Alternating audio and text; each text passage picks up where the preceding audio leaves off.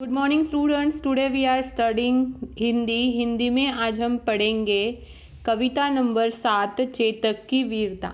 ठीक है, चेतक मतलब कौन है? चेतक ये यहाँ पर एक घोड़े का नाम बताया है। उसकी वीरता कैसी थी उसके बारे में इस कविता में हमें बताया है। ठीक है, तो वीरता, दुश्मनों से न डरना, मुसीबत का सामना करना, पशुओं के स्वामी भक्ति का वर्णन इस कविता में हमें बताया है। ठीक है, तो यहाँ पर क्या बताया है इस कविता में कि महाराणा प्रताप का जो घोड़ा था चेतक, उसकी वीरता, फुर्ती, रण चतुरी का वर्णन किया गया है। चेतक के स्वभाव और उसकी चाल के प्रवाह के अनुसार कविता की भाषा में सर्वत्र प्रवाह है।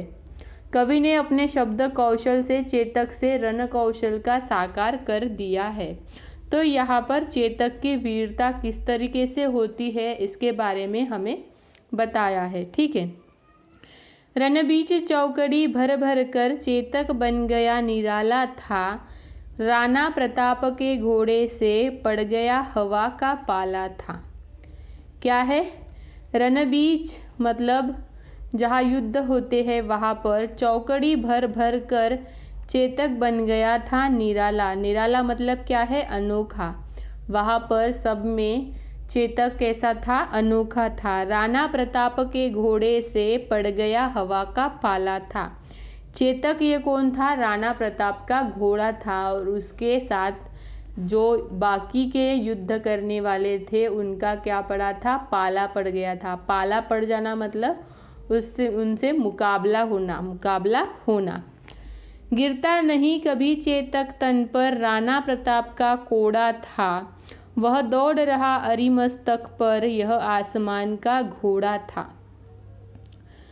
गिरता न कभी चेतक तन पर मतलब क्या था कि वो कभी नीचे नहीं गिरता था, कभी भी वो हारता नहीं था। युद्ध में वो लड़ता रहता था, नीचे नहीं गिरता था। और राणा प्रताप का उसको इस तरीके का सिखलाया था, मतलब वो ऐसे ही सीखा हुआ था, उसे ये सब सिखाया था। वह दौड़ रहा अरिमस्तक पर, यह आसमान का कोड़ा था।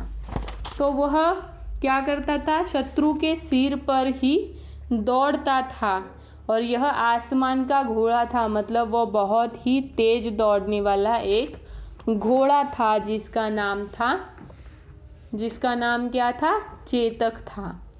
जो तनिक हवा से बाग हिली, लेकर सवार उड़ जाता था, राणा की पुतली फिरी नहीं, तब तक चेतक मुड़ जाता था।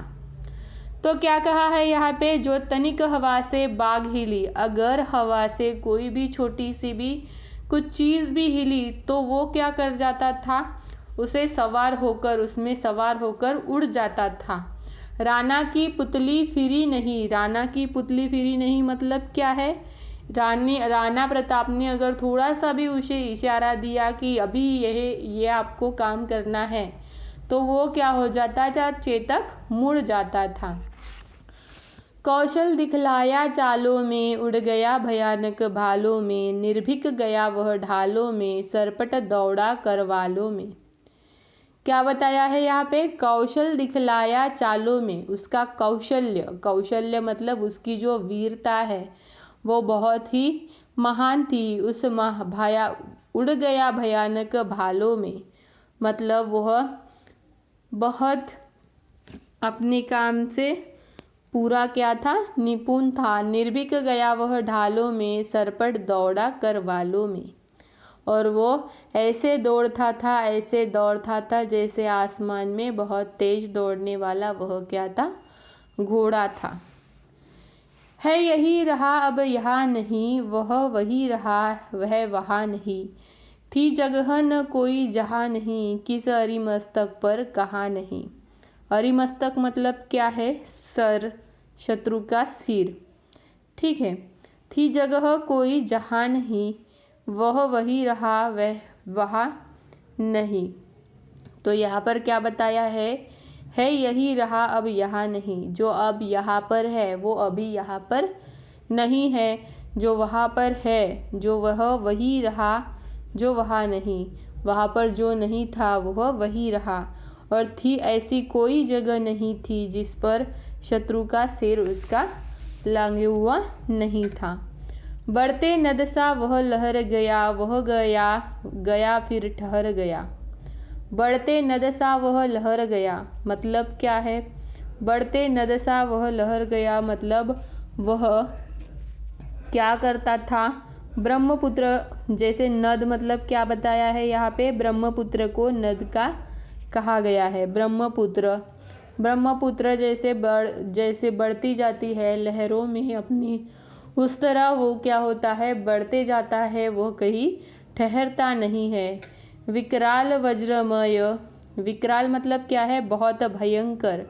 वज्रमय वज्र जैसे मतलब बहुत कठोर। विकराल मतलब भयंकर कठोर बादल जैसा वह क्या करता था? सेना पर घर गया मतलब सेना को पूरी तरह से वो क्या कर लेता था? घेर लेता था। भाला गिर गया गिरा निशंग, है टापों से खन गया अंग। बैरी समाज रह गया दंग, घोड़े का ऐसा देख रंग। भाला गिर गया गिरा निशंग, निशंग मतलब क्या है? तरकश, जिसमें तीर रखे होते हैं। तो भाला गिर गया तो वो क्या करता था? जो तरकश निशंग रहते थे वो भी गिर गए। हाई टापों से खन गया अंग मतलब वो क्या करता था? खन गया मतलब छील गया। वो क्या करता था? उनके जो औजार थे वो छीन लेता था। बैरी समाज रह गया दंग, और जो आजू बाजू का समाज था जो युद्ध करता था वह इस पूरी वीरता से, चेतक की ये पूरी वीरता से, उसकी स्फूर्ति से, उसकी ताकत से दंग रह जाते थे। घोड़े का ऐसा देख रंग, घोड़े का इस तरीके की कौशलता देखकर वह सारे क्या हो जाते थे? दंग रह जाते थे और उसकी वीरता को देखते रहते। ठीक है स्टूडेंट्स, तो यहाँ तक हमारी यह कविता चेतक की वीरता, यह कविता का अर्थ यहाँ पर ख़त्म होता है। ठीक है, इसके बाद देखेंगे हम इसके प्रश्न और उत्तर। तो आपको आज के होमवर्क में सारी कविता आपको होमवर्क में लिखनी है और यह आपको पढ़नी है, इसका ऑडियो बनानी है और ग्रुप में भेजना है। Okay students.